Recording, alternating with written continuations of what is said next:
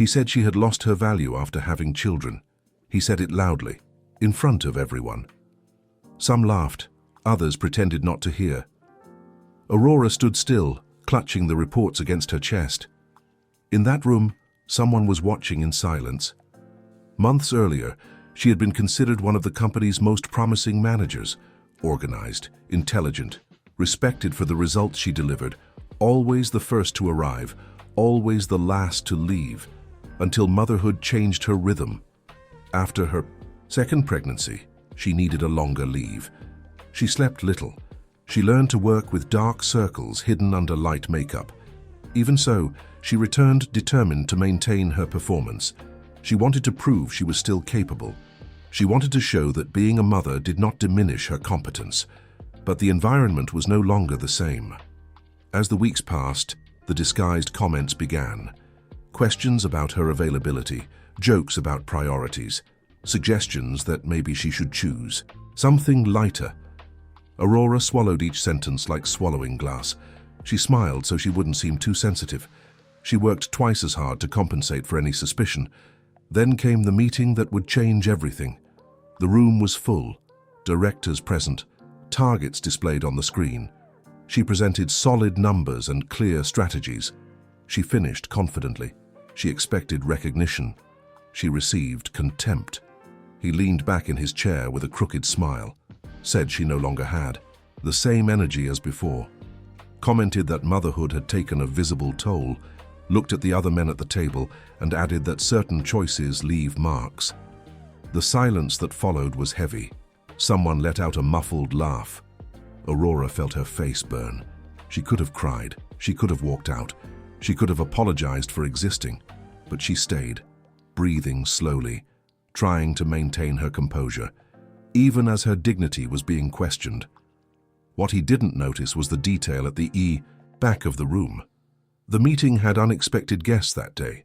One of them did not usually attend operational discussions. He was seated at the end of the table, observing every expression. He didn't interrupt. He didn't react. He simply listened. Aurora finished her presentation with a steady voice, closed her laptop, thanked everyone for their time, left the room feeling as though she had lost something irreversible. In the hallway, she held back tears. She believed it was proof that the corporate world does not forgive mothers. But in that same room, a silent decision was beginning to form. He thought he had just made a joke. He thought no one important would care. He thought it was just another comment. He was wrong, because the man who had watched everything did not tolerate moral weakness. And the next day, someone would be called to the top floor, but it would not be Aurora. The next morning, the atmosphere in the company felt different, not visible, but perceptible. Aurora felt eyes following her down the hallway as she walked to her desk. No one mentioned the meeting, as if it had been just another ordinary episode, but it wasn't ordinary to her. At exactly 10 o'clock, a message appeared on his corporate phone. Summons to the top floor, president's office, no explanation, no agenda. Some colleagues raised their eyebrows curiously. He smiled confidently, assuming he would be praised for the results. Aurora knew nothing. She was focused on reviewing reports, trying to prove to herself that she was still capable, even with the words from the night before echoing in her mind. After having children, you lost your value. It wasn't just about appearance. It was about identity. On the top floor, the atmosphere was silent.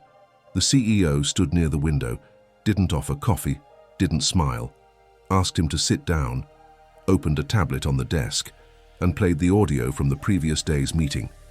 Every word echoed louder than it had in the room itself, the laughter, the comment about choices, the insinuation that motherhood reduces competence.